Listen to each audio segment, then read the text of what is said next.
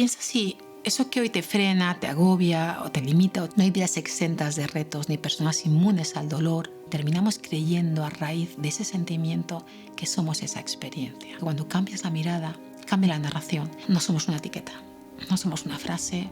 En realidad, ahí está la clave de todo.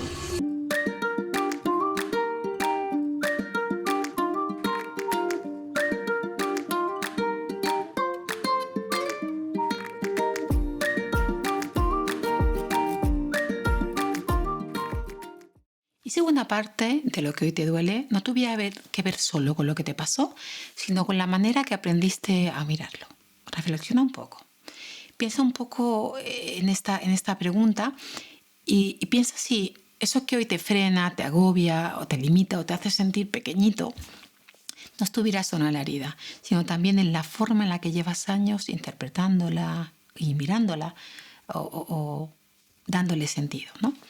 Hay algo que quiero que escuches desde el principio de este episodio y es que muchas veces no seguimos sufriendo solo por lo que hemos vivido, sino por lo que terminamos creyendo de nosotros mismos, ¿no?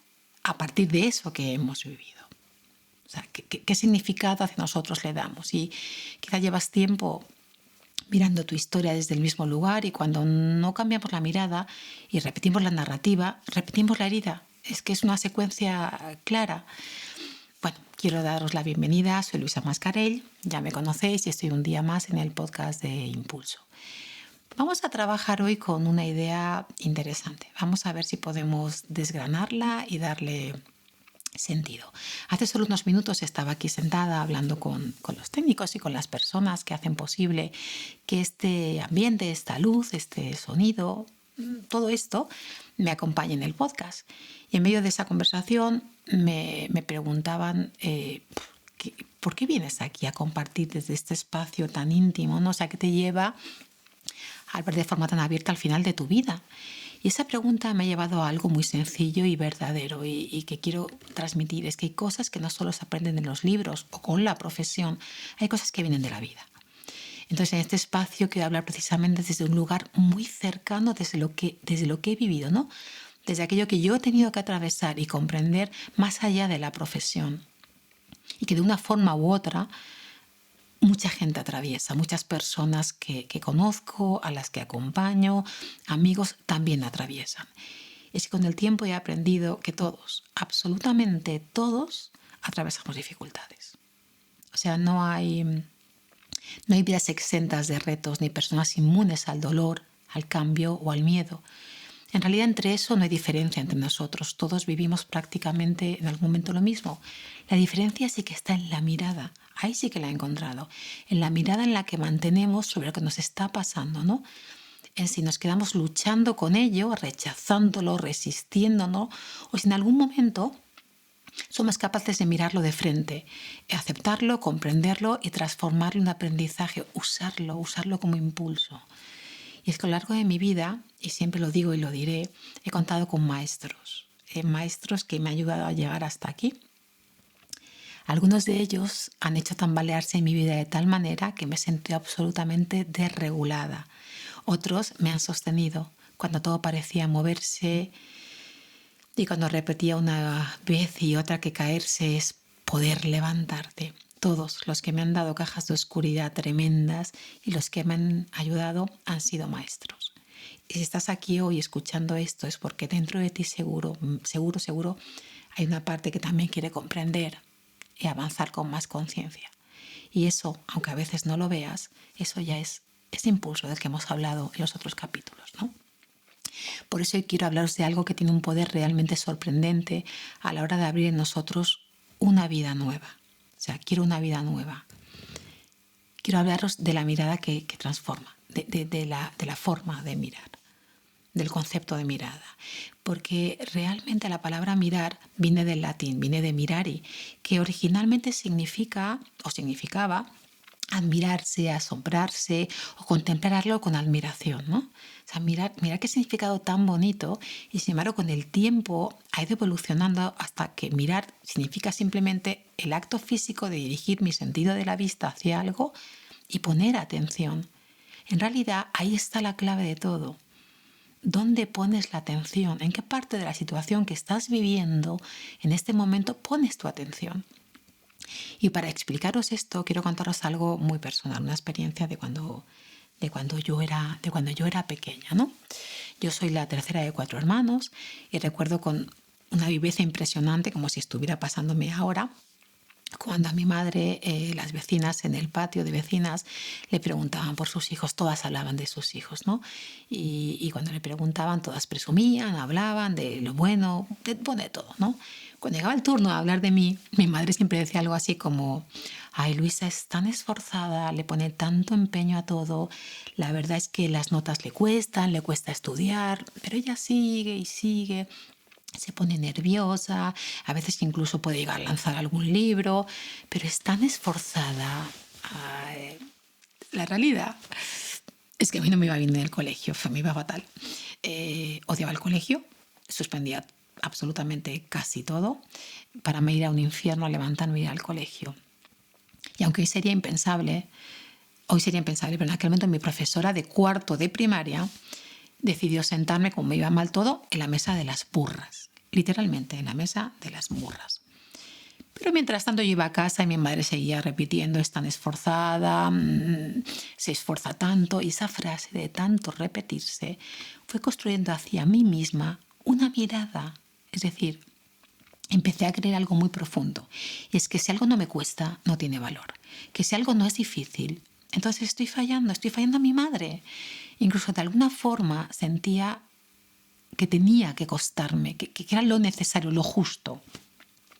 Así fue como yo construí una imagen de mí tan rígida, en la que la atención estaba siempre puesta en la dificultad.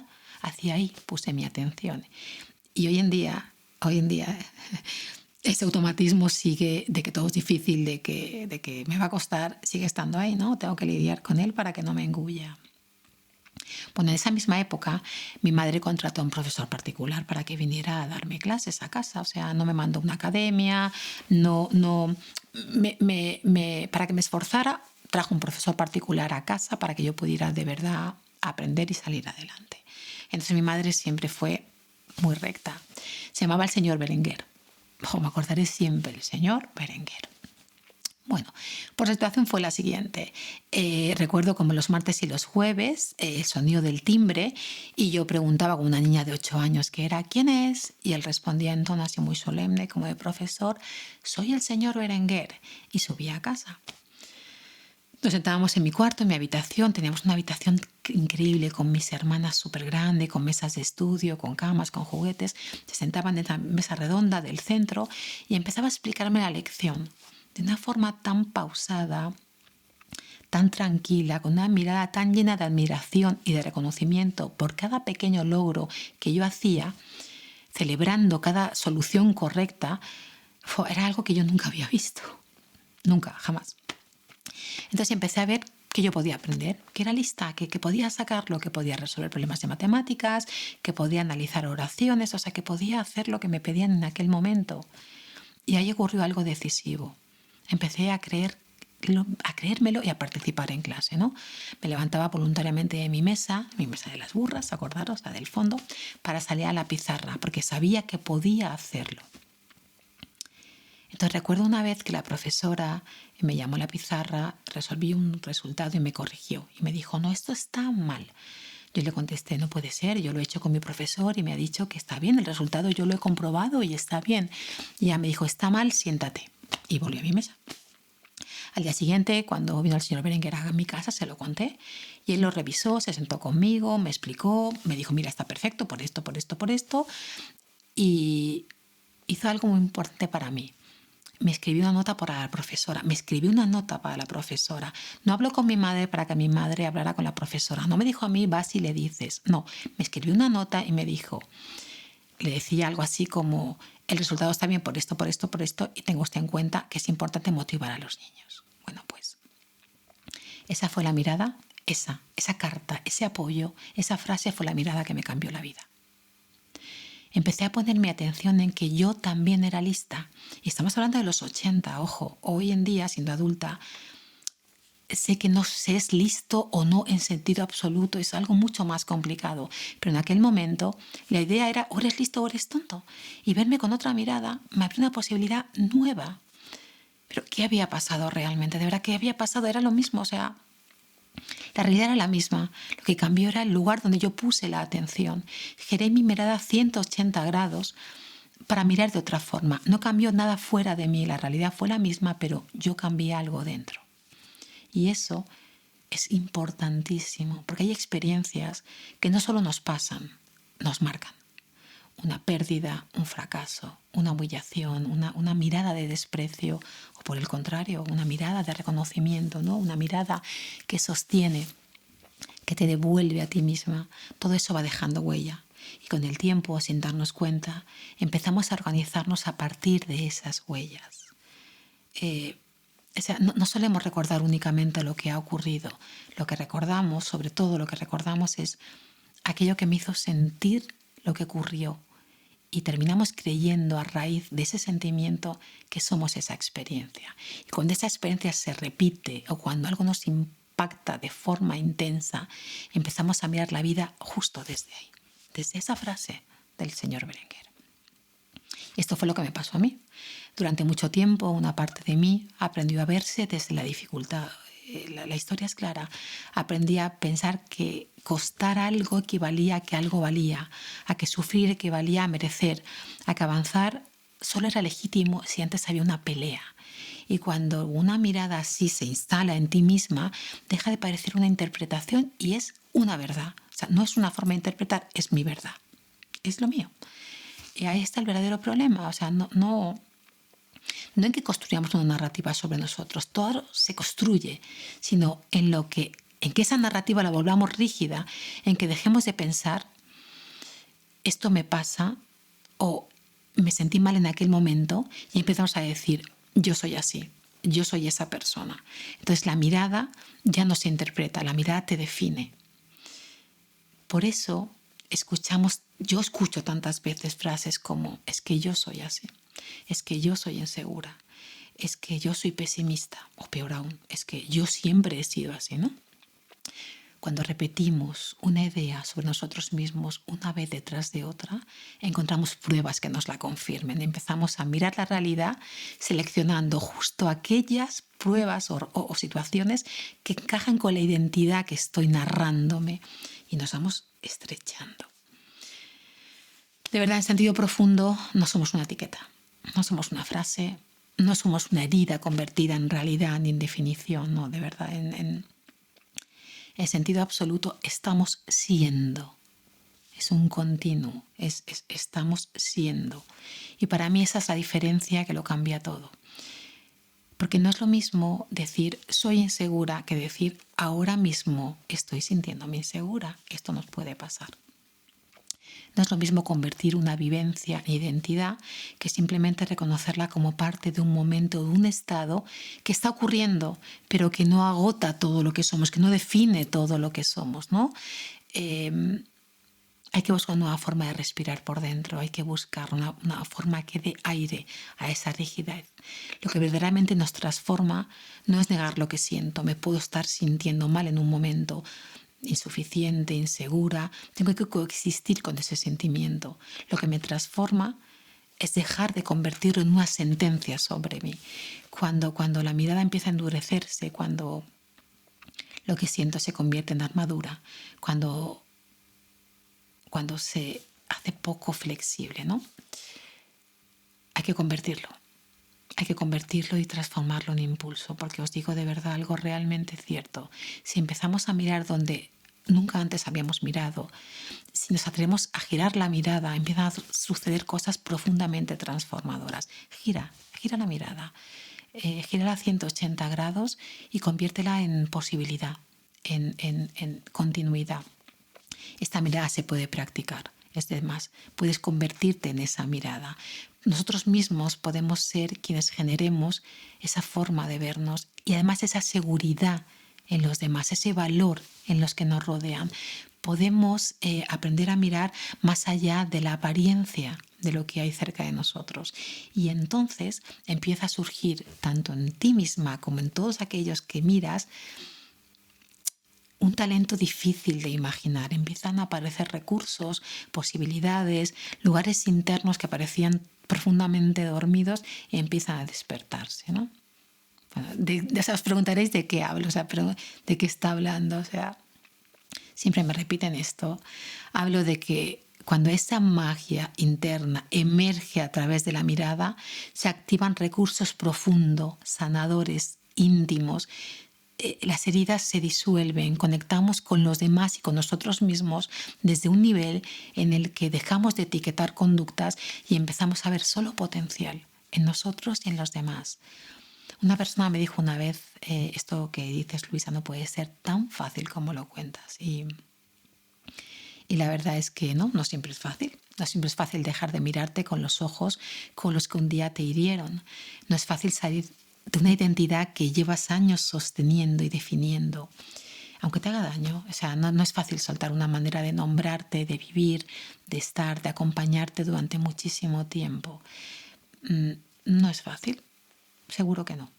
Pero también sé que sí que es posible. Eso lo sé con seguridad.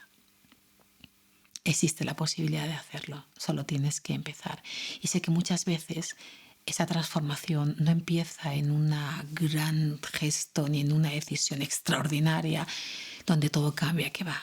Empieza con algo mucho más pequeñito y con esa notita del señor Berenguer, con algo íntimo, con un instante en que por primera vez te atreves a mirarte de otra manera y a escribir otra cosa de ti mismo. Porque cuando cambias la mirada, cambia la relación que tienes contigo, contigo y con los demás, cambia la forma en la que habitas por dentro y en la que te cuentas lo que te ha pasado y lo que has sentido y lo que esperas de ti y lo que esperas de los demás. Y casi sin darse cuenta, algo empieza a moverse, algo empieza a abrirse y a verse de otra manera. Algo dentro de ti se activa. Bueno, quizá hoy con todo este no puedas cambiarlo todo, ni siquiera hoy a lo mejor no sabes por dónde empezar, pero no hace falta más que eso. Hoy mira distinto, mira con un poco más de verdad y un poco más de compasión, mira con menos dureza, con menos condena lo tuyo y lo de los demás, con más valentía, ¿no? No para seguir en un lugar donde no puedes seguir rompiéndote, es como conviértete en otra persona a través de esa pequeñita mirada. Lo que necesitas es dejarte sostener una mirada que ya no te hace justicia. Y por eso hoy quiero dejarte con una idea muy simple, pero muy profunda. La vida no cambia únicamente cuando sucede algo grande fuera de nosotros. Cambia cuando alguien, o tú misma, empiezas a verte de otra forma. Con suerte, incluso con conciencia y con trabajo, puede llegar un momento en que tú seas esa mirada nueva, que ya no tenga que venir de fuera, que venga desde dentro, que nazca en ti, que sea tuya y que por fin sea la forma en la que decides encontrarte contigo misma, se convierta en identidad. Ahí justito ahí, va a empezar de verdad el impulso. Gracias por estar hoy conmigo en este episodio. De verdad que os agradezco muchísimo la confianza, la compañía y la escucha. Gracias.